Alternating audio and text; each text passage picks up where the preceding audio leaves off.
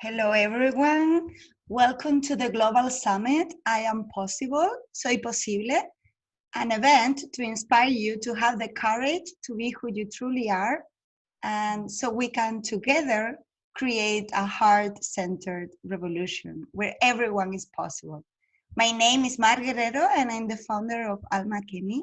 And today I'm very excited to have here Zahra Indigo. She has a master's degree in the field of eco-psychology, and she's a teacher also in Waldorf education. She's a minister, an artist, and she practices, teaches, and studies alchemical healing and the Egyptian mysteries. And today she's going to talk about a heart as light as a feather. So welcome, Indigo. Thank you. Hola. Hola, everyone. Yes.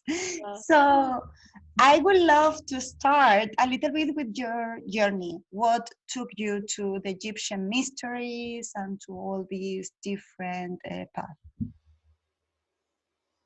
well, I think like many of us in this world, we've heard of Egypt, this land, and the mysteries and the ancient uh, gods and goddesses, and we have these myths that float through our, at least in my childhood, these images and larger than life archetypes.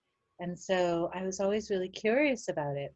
But that curiosity didn't lead me anywhere until um, I'm thinking of the timeline. In the early 2000s, I began studying with Nikki Scully, and began studying alchemical healing, this healing form that we work with. And in that form, the main teacher is Thoth. Jehute is his ancient name, and he is the god of wisdom. He's the one who they say brought in the academics, the study of the stars, the writing, right? Getting the hieroglyphs and um, learning numbers, how to work with geometry, and how do they build pyramids, except for with big understanding of arithmetic and such. So I began to get to know this archetype, this god, Thoth. And through that, I began to meet other of the Neteru as I began to work with ancient Egypt and alchemical healing. Alchemical healing doesn't work only with the ancient Egyptian. It's a healing form that works with all of nature, all of the elements, all of the guides that are accessible to us as humans. However, its foundation comes from that ancient Egyptian mysteries. So that was when I first stepped into it. And then um, in 2011, my mom passed away from a 2-year long battle with cancer. And it was difficult, 2 years. It was a difficult process to watch her move through her transition with that disease.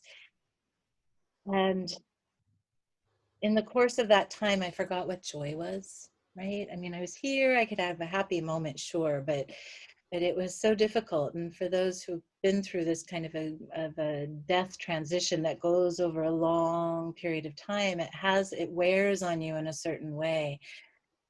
And so I came to the end of that year, 2012, and Nikki, who had been taking trips to Egypt for 30 years, she had a trip going in February. She says, come on with me. Come be with me and assist me. I'll give you a deal, I'll make a deal for you, be my assistant. And so I went to Egypt, and it was the first time I'd been there, and the first time, at least in physical body, right? And I was immediately working. I was immediately assisting and paying attention, watching the field and learning the travel business and learning more and more about the gods and goddesses of Egypt, not only now from this more etheric inward space of connecting with them, but now I'm standing in their temples, right? I'm seeing the reverence of the carvings that the ancient ones created to sanctify what was important to them. And so Egypt sort of wrapped its wings around me and pulled me in. And so I kept going. I kept arriving. I kept learning. I kept receiving.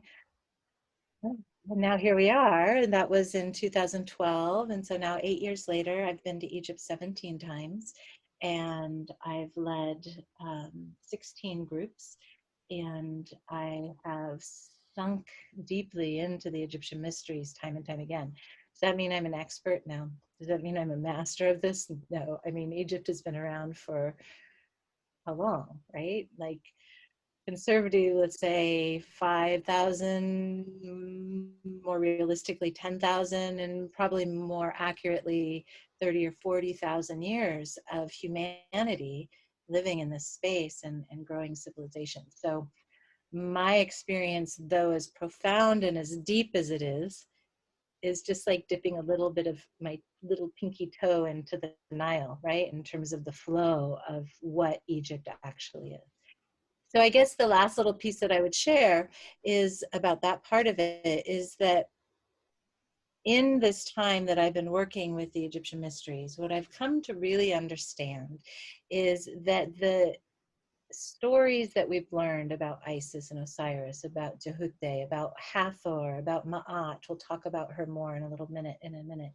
Um, they're all nature deities, right? They're all aspects of nature. We as humans are nature, right? And so when we begin to work with the Neteru, the gods and goddesses of Egypt, that's what Neteru means, plural, singular is Neter, one god is Neter, many are Neteru. When we begin to work with the Neteru, we begin to work with our own innate nature, our alchemical nature. They're all archetypes of who we are, right? And so when we begin to access them in our journey space, in our prayer space. It's not so much like praying to an idol in my mind as it is coming into alignment and recognition of my own sacred nature. So I love it. I love it. I Yes. think it is so important in the world today that this ancient way of honoring nature, of honoring truth, is just as relevant today. It's had an interesting history and there's some trouble in there, and right, but at the root of it, these archetypes are healing and they're beneficial for us in the world today. So Yes, that's yes, kind of yes, how I yes. hope. Thank you so much. I mean, personally, for me, also, like I took courses online with Nikki and with you, and it helps so much to own the power and to really start untangling things that are already inside. So it's a It beautiful practice and really, wisdom that is already there, right? So they just reflect us back that nature that we already part of. Yeah. So with that, how do you think that connecting also with the land itself, like for you going to Egypt or all these cold, now that we cannot travel, now we can go in the journey in the etheric way, but when we are able to do it in the physical way, why do you think it's important to do that? why is it important to travel to Egypt? Well, Or I how was different for you in your own experience right. working, because it's also like personally I haven't been in Yeah. person and it keeps calling me, so yeah. Oh, how well, so there's an inner Egypt, right? And we all can access that inner Egypt, and that inner Egypt lives in the realm of the imaginal.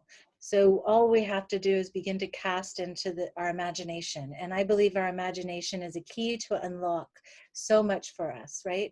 And so we can travel to Egypt inwardly. We can see all kinds of things on the screen about it, but when you actually put your feet on the ground, when you take that breath of the Egyptian air, right? Whether, however sandy or clear it is, depending on the winds, and you feel that sun on your skin, and you recognize the depth of time that humanity has been living on this little, well, it's actually quite big, but in the scheme of the planet, a little ribbon of water, right? Going through the desert. Sands to the left, sands to the right, small, vibrant green snake of life, and humans have been living there forever. And so it's one thing to cast into that imaginal realm, the etheric realm, the inner Egypt that lives in all of us. It's quite another to stand on the ground itself and to feel the awe, like, like that, right? And even now, after 17 times, I think I've been on the ground. I've been in Egypt for a total of maybe 2 years now, if I add up all my times together. And I'm still in awe.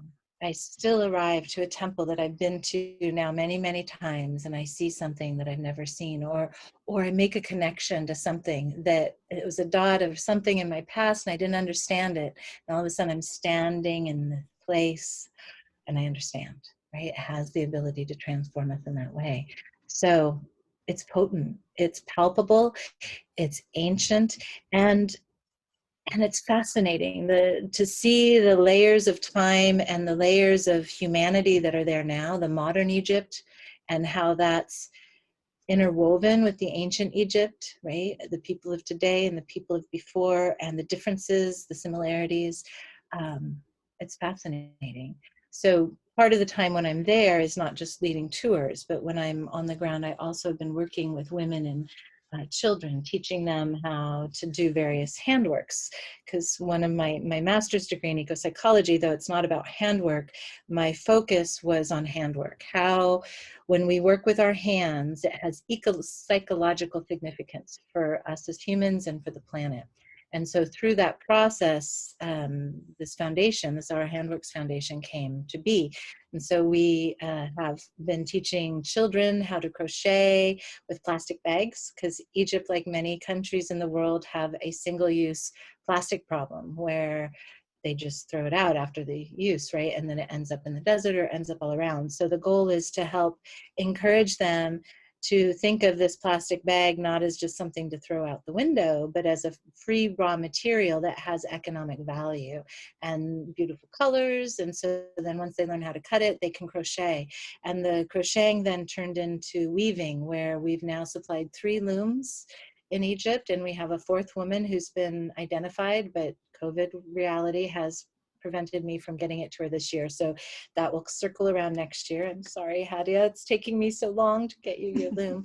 But what we're doing is we're providing these looms to women so that then they can have some economic freedom, so that they have something that they can contribute both to their own families, but also to their communities. So, you know, it's alchemy, it's all alchemy, and Egypt brings that out of us, whether it's in the ancient ways or in the modern ways. So, yeah. I love it because it's the embodiment. Like we do some work in the etheric realm, but then we bring it here and then we are in service of others as well. So talking about that, you work a lot with Maat, and the topic of today is the heart as light as a feather. So what do you mean by that? Well, so this is one of the symbols of Ma'at. It's an ostrich feather. It's a little squishy here at the bottom. It was in a vase, but anyway, you get the idea. And her symbol in the hieroglyphs, she's a goddess with the feather on her head, like this. And she represents truth, order, law, natural law, justice, harmony, reciprocity, right?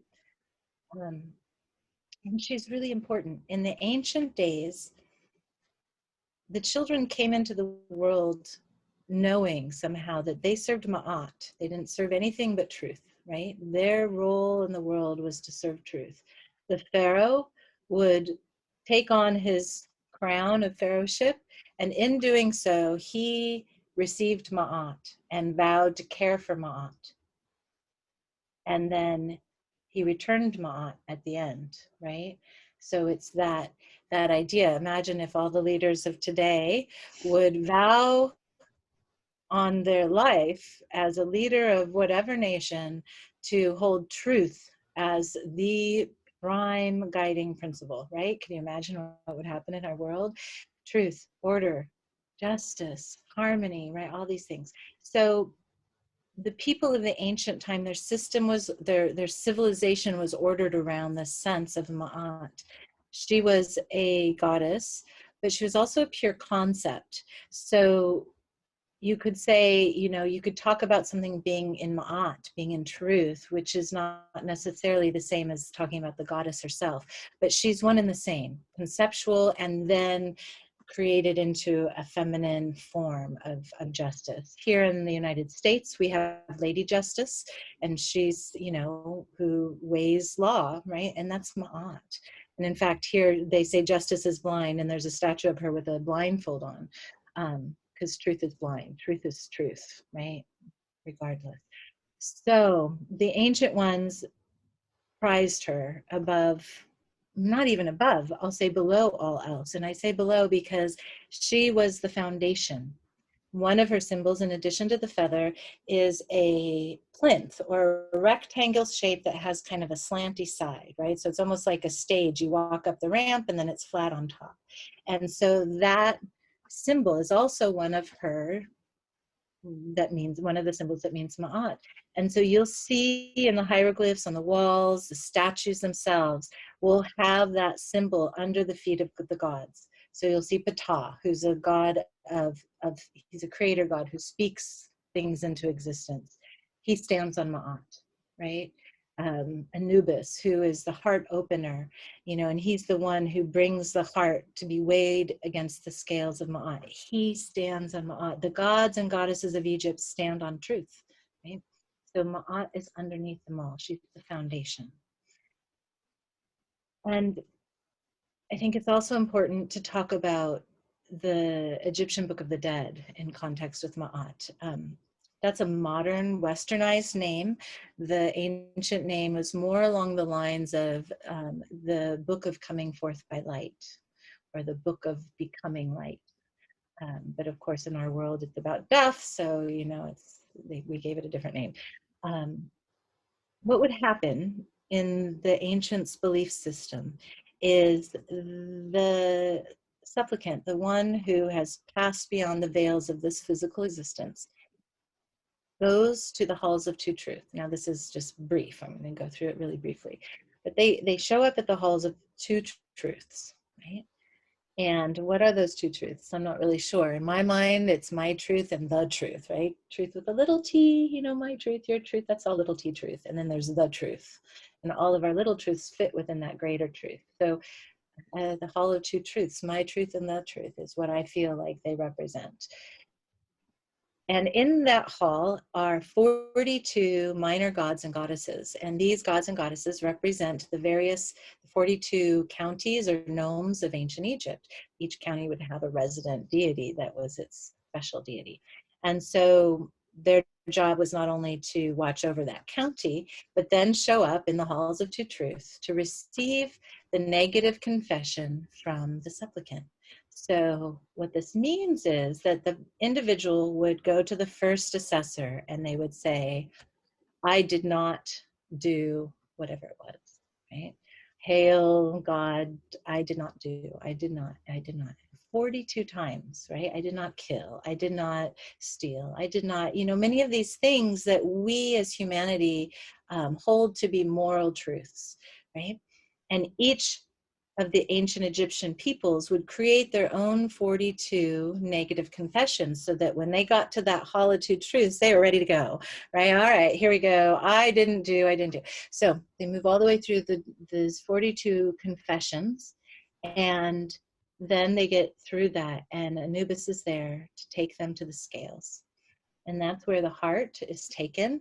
And in the ancient time, the sacred heart, the spiritual heart, was represented by an image of a vessel or a clay pot. You know, because our heart is that vessel, right? And so Anubis would take your spiritual heart, this this vessel, and put it on the scale against the feather, right? And if your heart was lighter than the feather, then you would pass through, right? You would meet Osiris, who is the, you know, resident big guy for the underworld, for the land of the dead, and he would then let you on into the field of reeds, which is paradise or heaven, you know, whatever words you want to use of it today. And so that was that process. Now, if your heart was heavier than the feather, then there was this demon goddess, and she would devour it. And when she devoured your sacred heart, your spiritual heart, then your soul would cease to exist. So it was a good incentive for people to be good, right? And lead good moral lives and to be part of that Maat, be part of the truth. Um, Ankhet, or not Ankhet, I apologize. Amet is the name of the demon goddess, and she's comprised of a hippo and a lion and a crocodile. So three of the fiercest beasties that were of that ancient time. So she was hungry, right? She was always hungry. And what do you do, right? What do you do? So Ma'at played a central role in all of this because it's her feather, right? That you're weighing your heart against that feather of truth. And how has your life been? Have you lived a good life? Have you taken care of yourself and others? And if yes, then onward you go. So in today's world, what I've begun to understand, and some of the work I do with Ma'at, is to take that and turn it around rather than it being some negative confession for when I'm dead and gone. You know, here I am in the two truths, followers of two truths. I don't want to wait till that point. I want to make those declarations, right? Not have it be a negative confession, but have it be a positive declaration or a vow. And so some of my work is to do that, to help us recreate that so that we have 42 positive declarations that help guide us. You know, so then Ma'at and this feather of truth is a guiding principle that helps us stay true to what those 42 principles are for us. Um, Sort of an aside, but interesting all the same. The 42 confessions have elements of the 10 commandments. They have elements of the Eightfold Path of Buddhism. They have elements of various verses throughout the Quran. And so what I really believe is that these foundational fundamental truths of how to be a moral human being have been filtering up from this time, from Ma'at, into all the current day religions. It's pretty amazing, really. It's pretty amazing because there are these agreements that we make as humanity of what it means to live in society together, to live in community together and family together, and how we treat each other. I think that's being eroded a little bit, especially in the United States right now. Hopefully this next year will be a year of mending and finding commonalities amongst all of our divides that we have here. But I think that it's time for the world to remember Ma'at. I think it's time for the world to remember this foundation of truth, right? Not about what I need and I'm going to say whatever I'm going to say to get what I want, to get myself down the way or to climb the ladder of success, whatever that is, but to truly arrive into the fullness of who we are, right? So that this I am possible, right? The title of this series, I am possible, when we sink into and rest on that foundation of Ma'at, we truly become possible. I am possible because I am living in my truth. And if I'm living in my truth, then I'm walking in my truth and I'm acting out of my truth and I'm choosing from that place of truth. And that spreads, right? The lightness of being that comes with having a heart as light as a feather spreads to the others you share with, right? Because light isn't just about weight, you know, it's also about the brilliance that comes when our hearts are open and filled with light. So that's a little bit about my aunt. Pretty amazing being, Yes. right? And Regardless of where she came from, I think her archetype underlying lies all of humanity. We can find her in many ways throughout our history of humans, regardless of where we came from on this planet. So that's a bit about my aunt. yeah, and also is well, we are recording this in 2020, but it will be seen in 2021. So then Right. the energies is already the next year. It's being interesting that time space of recording in 1 year and then sharing the videos in the next year. So then the energies, we don't even know how these will be seen and received. And that's the magic and the mystery. And also, like, I was listening to you, and it's so interesting that that death is not only happening when our physical bodies dies. We are experiencing now a global death, in a way, of a system that doesn't work, and a system that is not yet born. So then this process of wait is every single day, isn't it? Yeah, it is. It really is. How do we? That's the question. How do we, humanity, be in a way that is regenerative, that's life affirming, not just about my life and my family and my pets and my whatevers, but how do we look at the life affirming nature of all of life, and not just humanity, and not just those of us alive right now, but any one of us who have children, right? Why did we have children if we're not going to help preserve the future, right? Otherwise, why did we have those children? Because those children are living into our future, and their children are going to live into their future, and so on. And so I feel like it's our imperative on the planet right now to figure this out, and to put not our lives as the most precious, but the future of this planet as the most precious, the life of humans 5 generations from now. What are we leaving them? Currently, we're leaving them a lot of waste, a lot of plastic, a lot of dysfunction, a lot of broken systems.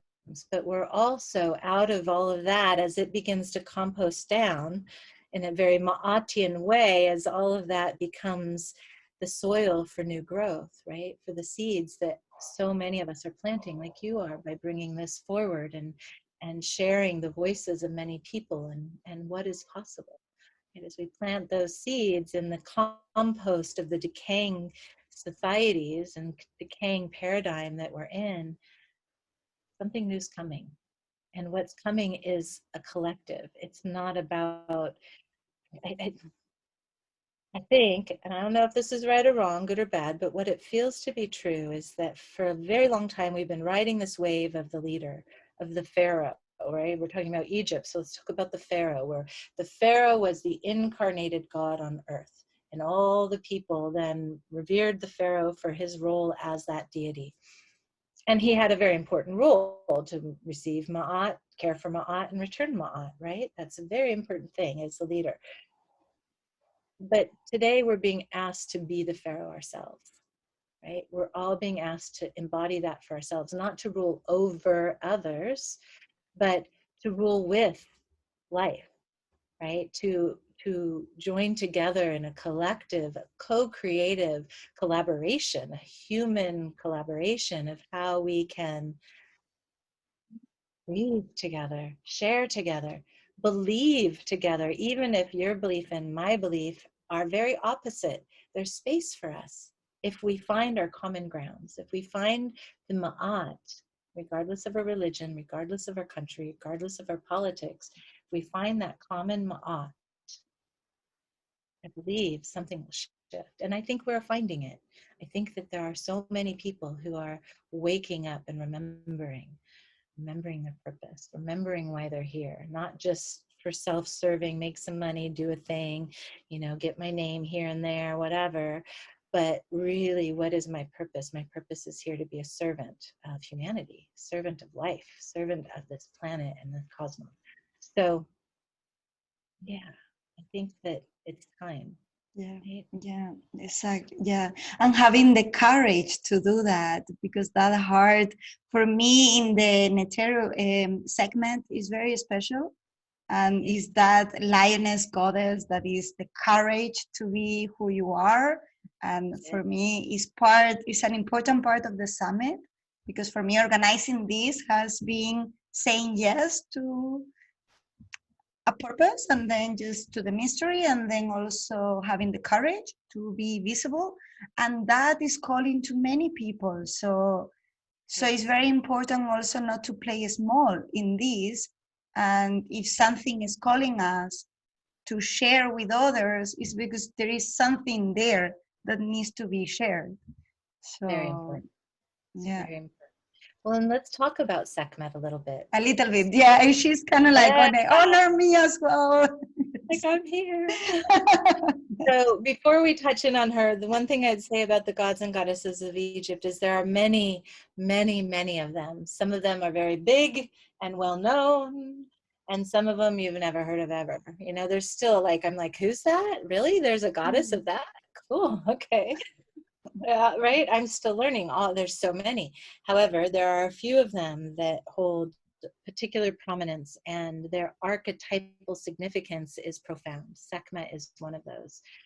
She is the lioness, as you just shared. She is the feminine face of the sun.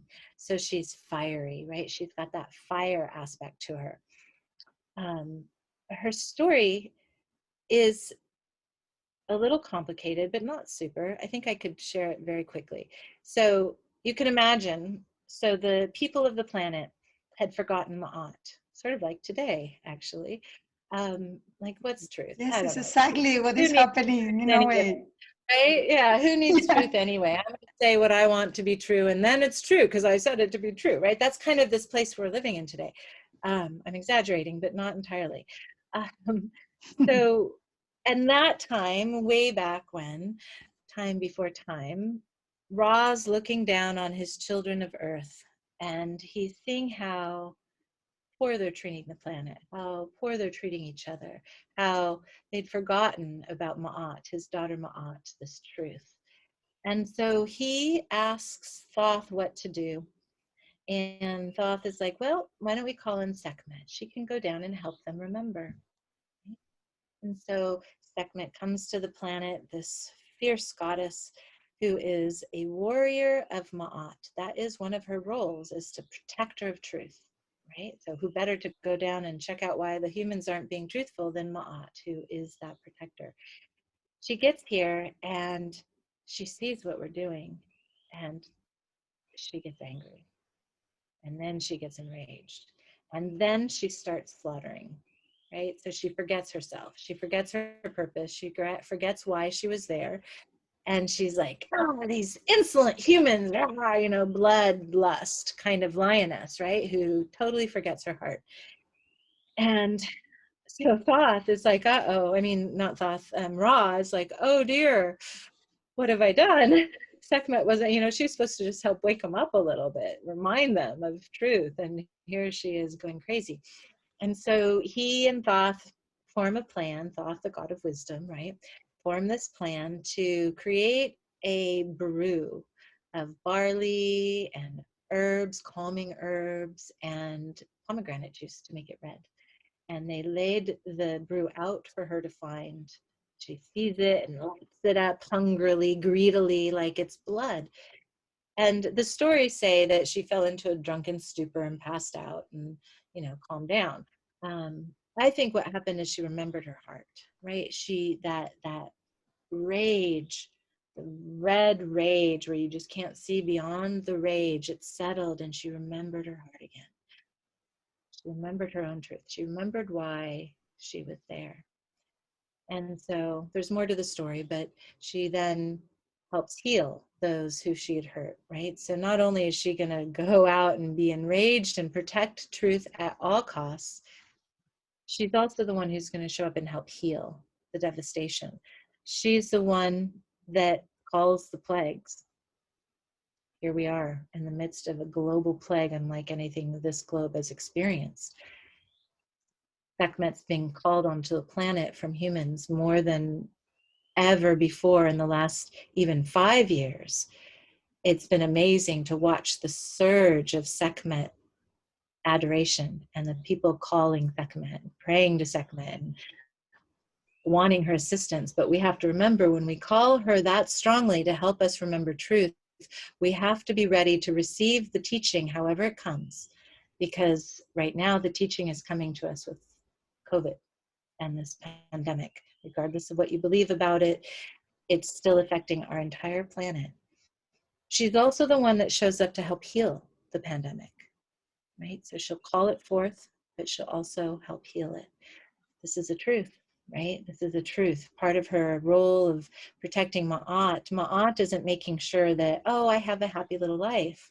Ma'at is looking for the equilibrium of nature, And humans right now have fallen out of equilibrium with our place within the natural world because we think we're so smart. We think we can rip atoms apart. We think we can put genes and other things to make it something else, right? So that it doesn't get eaten by a bug or whatever it is, you know, tomatoes that can withstand cold because now they have a fish gene in it. So we're pulling apart the building blocks of life, or pulling truth apart. We're pulling Ma'at apart. And as we're doing that, things are beginning to unravel. Climate's unraveling. Humans are having a hard time just relating to one another. And now we're separated in a way that we've never experienced in my lifetime and in many lifetimes. So, what an opportunity! What a challenge! What grief to carry with all of this that we're facing, and what hope for what we can create. I've been sitting a lot with this last year, this 2020 year, and going into it back in 2019, which seems like lifetimes ago. I was feeling like, all right, you know, 2020 vision. Oh, okay, 2020 vision. Let me see. Okay. Oh, yeah, there we go. 2020 vision. Now I can see well, right? Okay, this year, 2020 is going to be about clear vision. And boy, it really has been, like, not necessarily the vision I want to be seeing, but it has made things so clear in so many ways. I'm like, okay, so if this was about clear vision, what is 2021 about? And the thing that just keeps coming to me over and over again is about co-creativity, not about my own creativity, but about co-creativity, about you and me working together to create something bigger than I can do by myself. And then for you and I to come together and work with this one to create something bigger than what we can create, just the three of us. And for us to bring in this, and so that we begin to network and work together in a way like we never have before. So it's not about, oh, my people, my list, my teaching.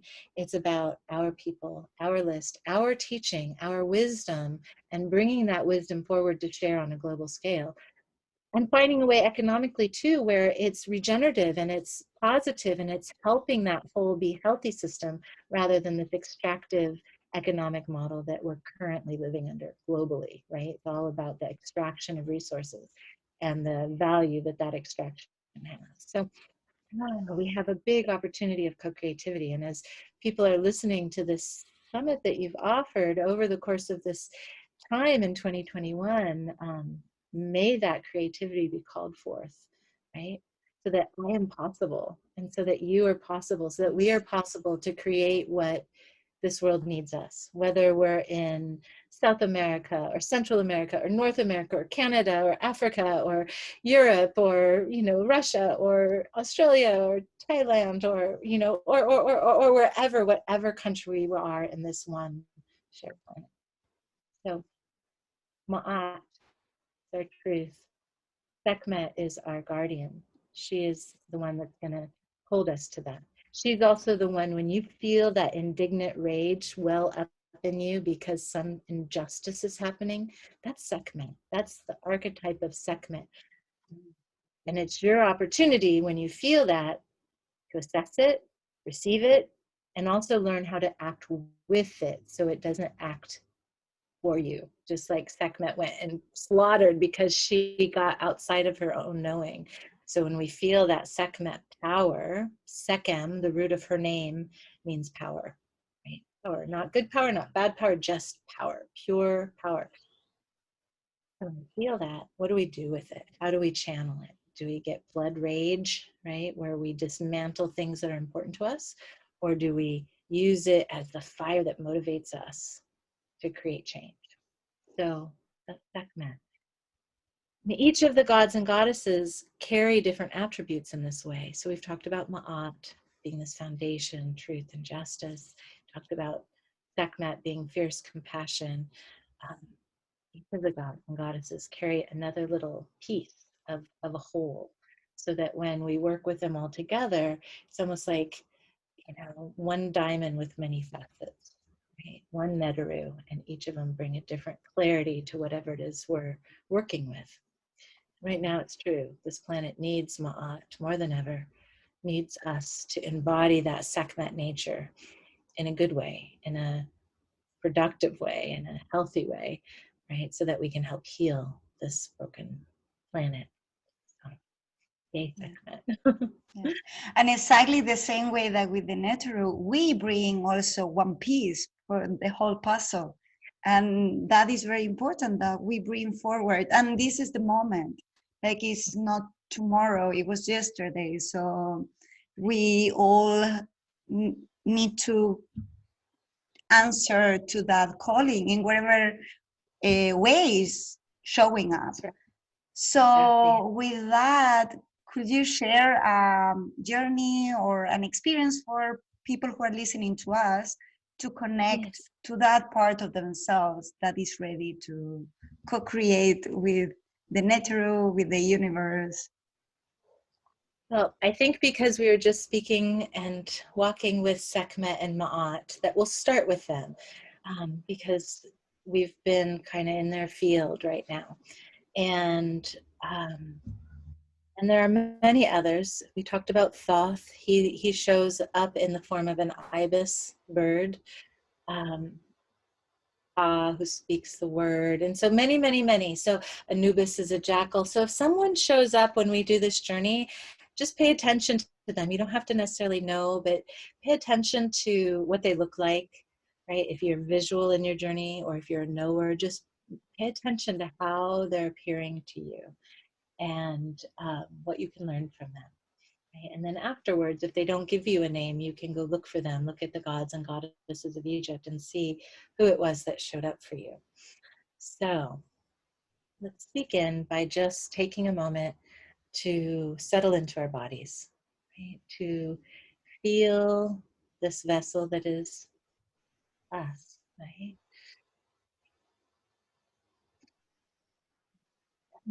Take a deep breath, just noticing your breath, noticing if it's deep or shallow,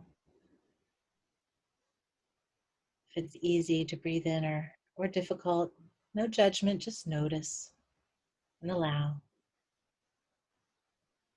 We breathe every moment of our lives, from the moment we get here until the moment we depart.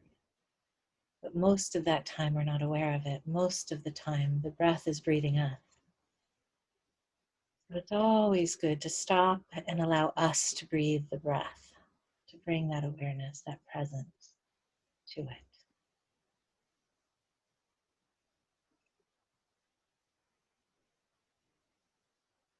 And now bring your attention to your heart center.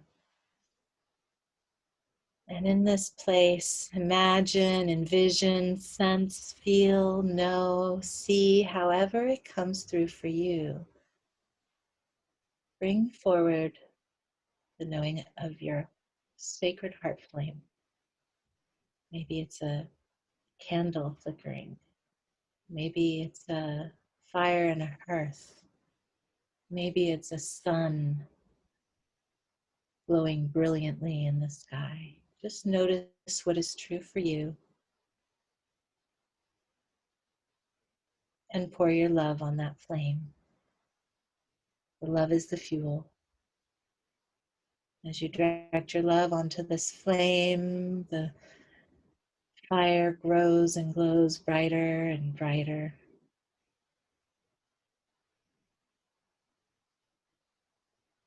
And now sink your attention down through all the layers of the earth to the very core of the planet, to the heart of the planet, feeling the vitality and the wisdom, breathing that vitality and that wisdom up through those layers, through your base into your heart center. It mixes and it mingles with your love, and your inner heart flame glows and grows even brighter.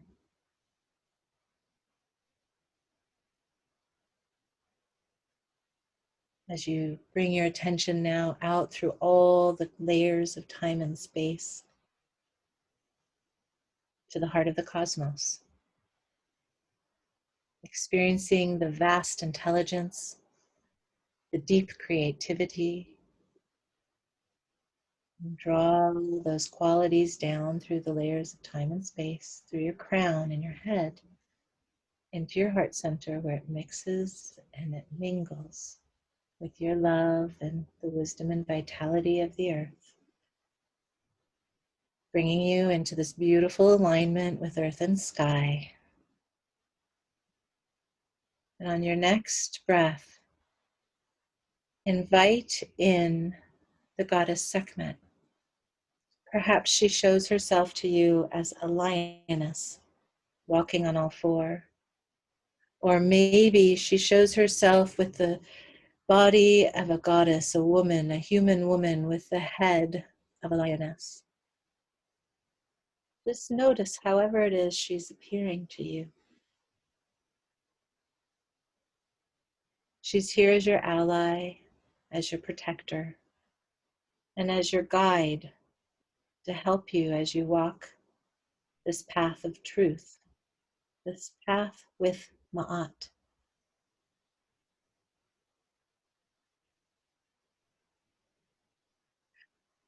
Sekhmet begins to move forward, and as she moves forward, you notice that the space around you begins to crystallize into an image of the Nile. You are walking along the banks of the Nile. Sekhmet is at your side. The sun is brilliantly shining above your head. Geb, the earth holds your steps.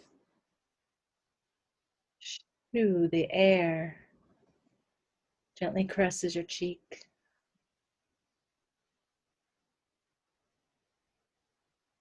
Walk with Sekhmet forward along this ancient flowing river.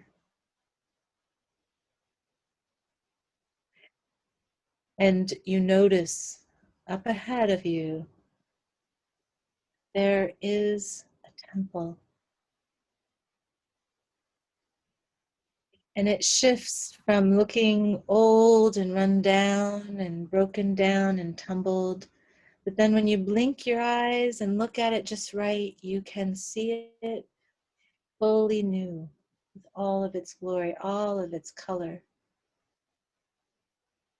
And the closer you get, the more that the image of this colorful, beautiful temple comes into being.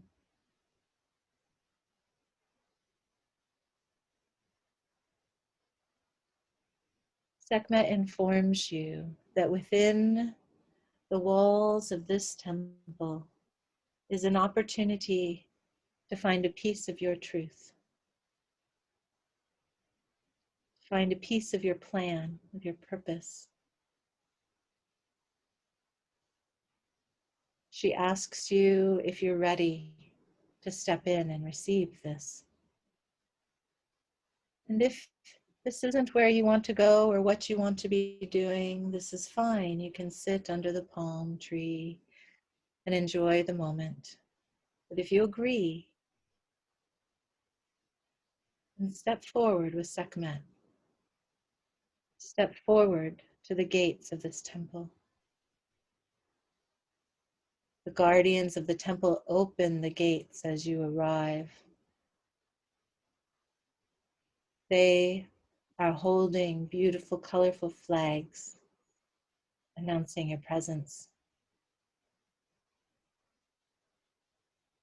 You walk forward into the first courtyard of the temple space. And as you look around, you notice that this place is filled with beings, sacred, fantastical beings of the Neteru, the gods and the goddesses of Egypt. They're here to witness you in this time.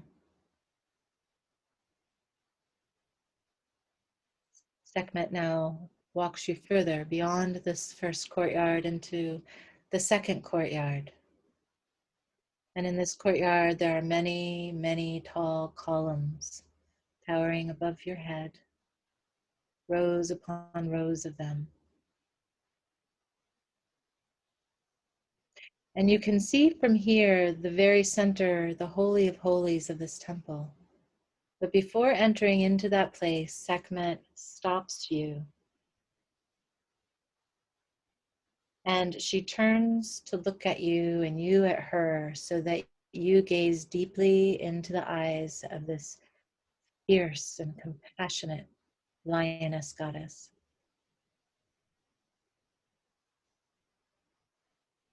She takes a white cloak and she clasps it around your neck and pulls the hood over your head.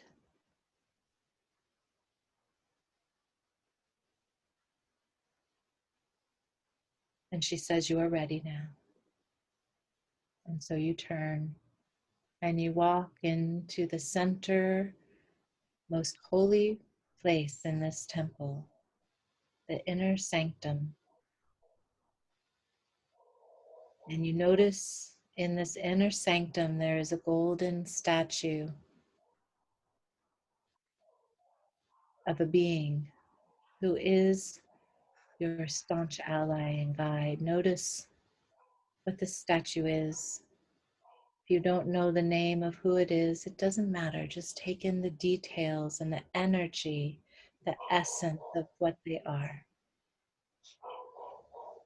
And as you take in their energy and their essence, the golden statue begins to take on its own life, its own vitality.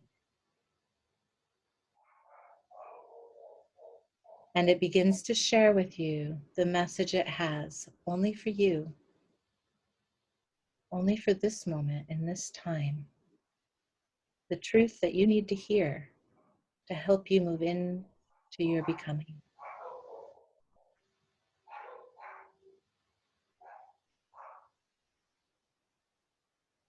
Just receive this message. Feel it. Know it to be true in all of you.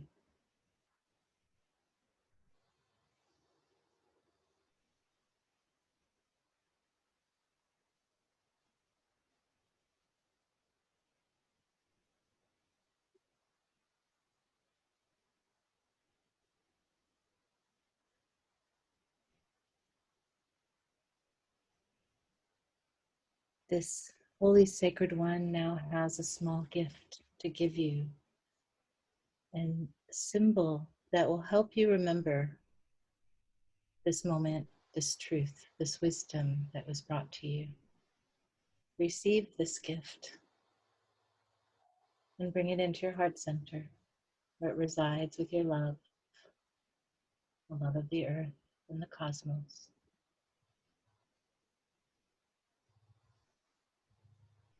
Thank this Holy One with all of your being.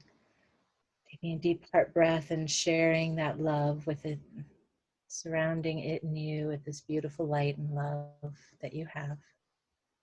And as that love surrounds this deity, it takes its form of the statue once again, golden statue.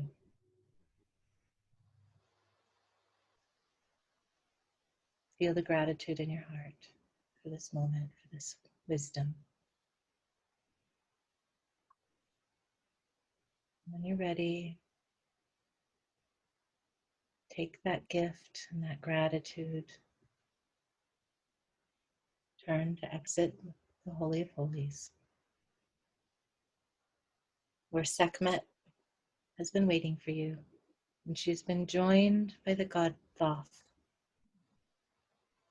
Thoth is the scribe, and he helps keep track of all things, past, present, and future. And he's been recording this moment on a scroll of papyrus, writing on the papyrus with his ostrich feather quill, your truth. He blows on it to dry the ink, and then he rolls it up and ties a piece of twine around it. and hands it to you to put into your Holy of Holies in your own heart center.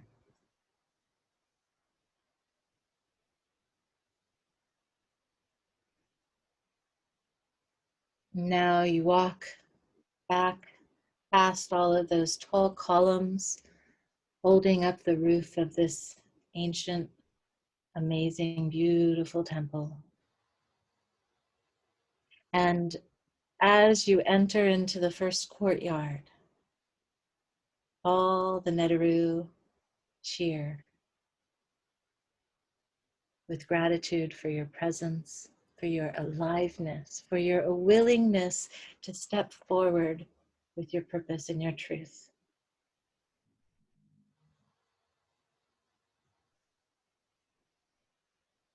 Feel the recognition.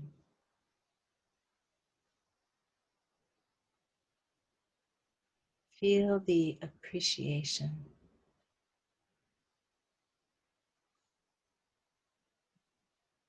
Feel the beautiful attention that these Neteru are paying you.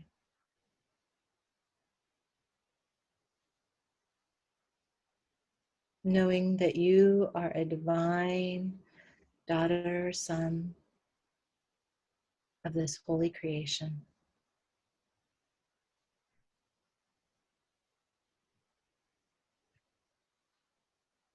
And so it's time to return, and so Sekhmet nudges you, yummy as it feels to be with all the Neteru in this way. It's time to move along and come back into our bodies and our lives so that we can take this purpose, this truth forward in a good way. So you exit the temple, again feeling the gratitude in your heart for the Neteru, for the deity who was in the Holy of Holies, for Thoth who kept track of it all. And Sekhmet walks with you back out to the bank of the river.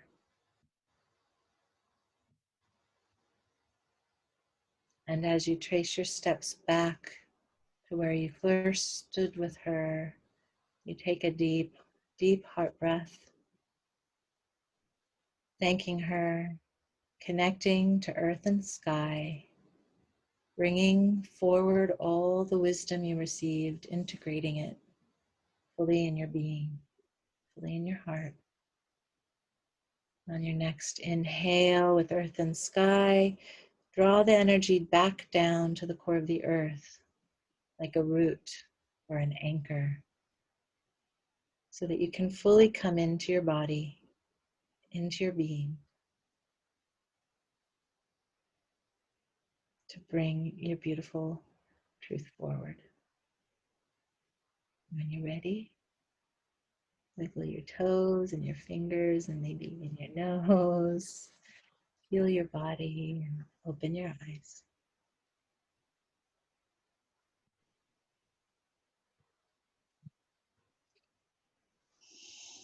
Yay. Thank you so much for sharing You're that. so welcome. You're so welcome. And in this kind of work, I'm sure some of you, many of you who are watching this, have done journey work before. And it creates pathways in our consciousness that we can visit again and again. So once you've been down a journey track, you can go back there. And so now you've received this particular pathway, walking with Sekhmet to this particular temple that you've seen, and you've walked through it, and you've experienced that, and you've felt what it feels like, and you've seen it, and you know it to be true. And that deity awaits you in the center point, in that Holy of Holies, to be there and assist you anytime you need it.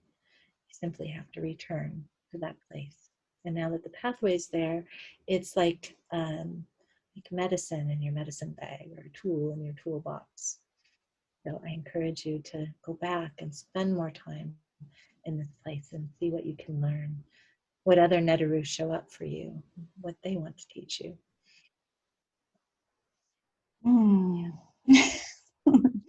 Okay, so yeah, for anyone who is listening to us, if you need a little bit of time, you can always pause, then write in the journal.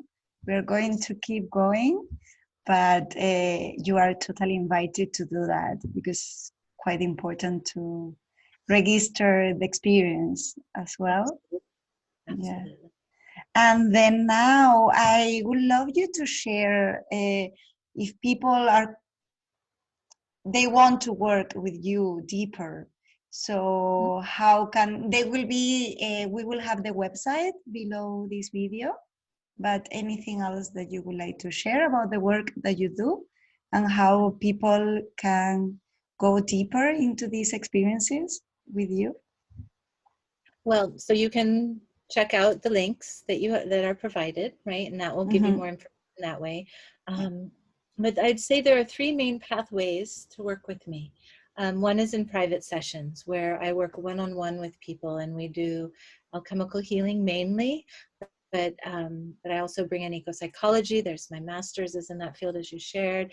I'm also a spiritual counselor, so through my ministry, I might bring in something there. Some channeling may come through, right? Someone has something to say to you, and so that might happen. So the private sessions can be a variety of things, and it's never the same. We open up to the mystery and allow it to guide us.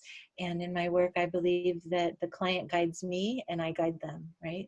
So I can't guide them without you guiding me first. So private sessions are one avenue. And then I have a variety of classes coming up. Um, we have an alchemical healing class coming. There's a Sekhmet class coming. There's a Gifts of Maat class coming. So in 2021, there's a number of opportunities to go deeper into the Egyptian mysteries in that way. And then I lead tours in Egypt. And right now I'm just about to close on the next trip, which is in 2022. And so by the time everybody's hearing this, I think that that will be well underway in terms of working towards going on that trip. But I will be listing new trips as soon as I get clear on our world and what travel possibilities exist for us. So I'm hoping that there might be a trip at the end of 2021 that I can pull together, but I'm sort of waiting on that. Um, when we're in Egypt, we do the work, we walk the ground, we receive the mysteries, we visit the temples, we learn the history. And so we get this very multi-layered experience. It's intense, it's not a vacation in any way, shape, or form. But the classes also can bring a really beautiful depth of being and also help us once we're in the ground, on the ground in Egypt, to really have a deeper understanding of what's happening there. People who show up in Egypt having not studied much or done much with the mysteries, it can be like a serious shock to the system, right? Because like so much Like what? to the ground all the time. So so yeah, those are the three main avenues of working with me, and I'm honored to help anybody find their way, whether it's just, you know, what is my purpose? I don't know, I'm lost, I need help accessing it, right? Or how do I take this purpose and bring it into manifestation? Or I've got a hurt or a pain or a sickness that I'm working with. I work with all of those kind of things. Um, and the classes are beautiful. The classes are a beautiful way to feel the community of people doing similar work, to hearing the reflections from each other, because we all are mirrors of each other. So the classes then bring a depth that way as well. So those are the main ways of working with me. Classes, sessions, tours. Yeah. Yes. And I personally need to say that I highly recommend because I was taking classes, private sessions with you as well. And especially with the classes, it was very interesting because alchemical healing was during the beginning of COVID. And we also exchanged with the other students.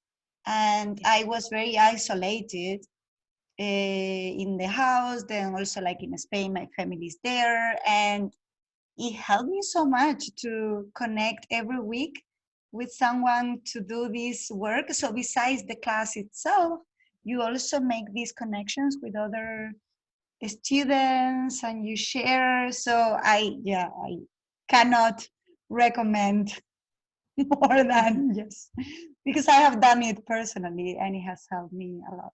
Yeah. I've loved having you in my class. Yes, yes, Yeah. yes, yes.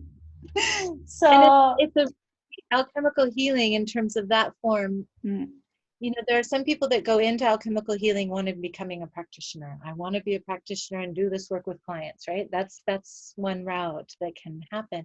Some people just do the classes simply to receive the healing that the classes bring.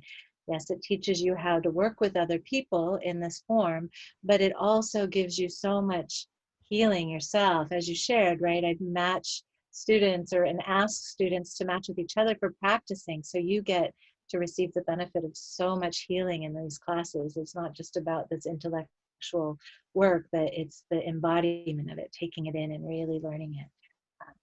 It's really beautiful. I mean, I'm just like, thank you, Nikki Scully, and all the guides that helped bring this work into being, because it's such a gift. yeah, Such a gift. So, yeah. yes, And I had a book. exactly. Here's the book. So, Yeah. so yeah, we'll be starting a new cohort of alchemical healing in March. That will be the next start point. So for Thank you. everyone who is feeling the call for that, I personally, I really highly recommend it. And being also like I'm a Reiki master, and I do also shamanic work in other Right. path. And alchemical healing, I love that co-creation in the journeys and the process, that the the client becomes the healer itself. The other person is just kind of like holding the space and guiding. So it's just beautiful work.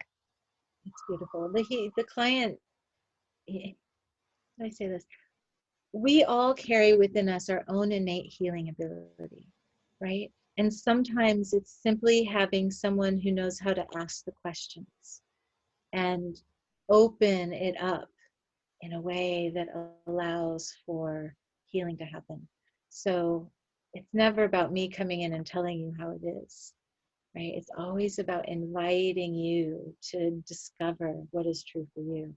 In a very similar way that this journey we did with Sekhmet today happened, right? Yes, I was guiding, I was providing cues and images to help carry it forward, but the power of that journey isn't in what I was saying, it was in what you received, what you saw, and how the elements were invited into your field, right? What was your gift? What was your message? That wasn't something I gave you. That was something that you pulled from your own innate well of healing. So that's what I love about this work. I also have done Reiki. I'm not a Reiki master, but I've gone through many levels, and it's beautiful. It's very relaxing. It's very healing. It's very passive. Shamanic work is amazing. I love shamanic work I because I love go on. shaman. Yes, yes, I love it. Right. And it's great for creativity. It just unlocks something. Like I started painting because of that, and Right. writing much more. So for people who are People artists, do shamanic work all the time because it do comes. shamanic work. Yeah. But to do that for my clients, what I was finding is that I'd go journey, I'd have this amazing experience, right? And then the guides would say, tell them to drink more water, and here's their guide, right? And I'd come back and I'm like, well, I was told you need to drink more water, and your guide is a snake, or whatever it was, right? It's the client never experienced the depth and the richness of what I was experiencing. And what alchemical healing does is it bridges that, right? We're working with the energy, we're moving the energy the way we work with it in a way with Reiki. We're tapping into our own innate visioning qualities and our shamanic capacities as a practitioner, but we're helping our client to access that also. So then they're feeling it, right? And what they feel, what they experience, those symbols and deities and plants and elements and all those pieces that we can work with in alchemical healing, when they feel it in themselves, magic happens, miracles happen. It's really quite something. So yeah, I don't, even though I call myself an alchemical healer, I'm not a healer. I'm a facilitator. I'm a guide. I'm a space holder. I'm a interviewer. I ask lots and lots of questions when we're in session to help guide the process. But I'm not the healer. The healer is the client. The healer is you. So that's what I love about it. Yes, yes. And with that, I think, yeah, we're going to conclude. So, any final thoughts or any final ideas that you would like to share? I think just the final idea that I want to share is gratitude. Gratitude to you, Mar, for holding space to allow me and others who are doing this with you to share what is possible, right? And gratitude to each of you who are listening to this for showing up and paying attention to who you are and what the world is calling forth from you. The world really needs us now more than ever.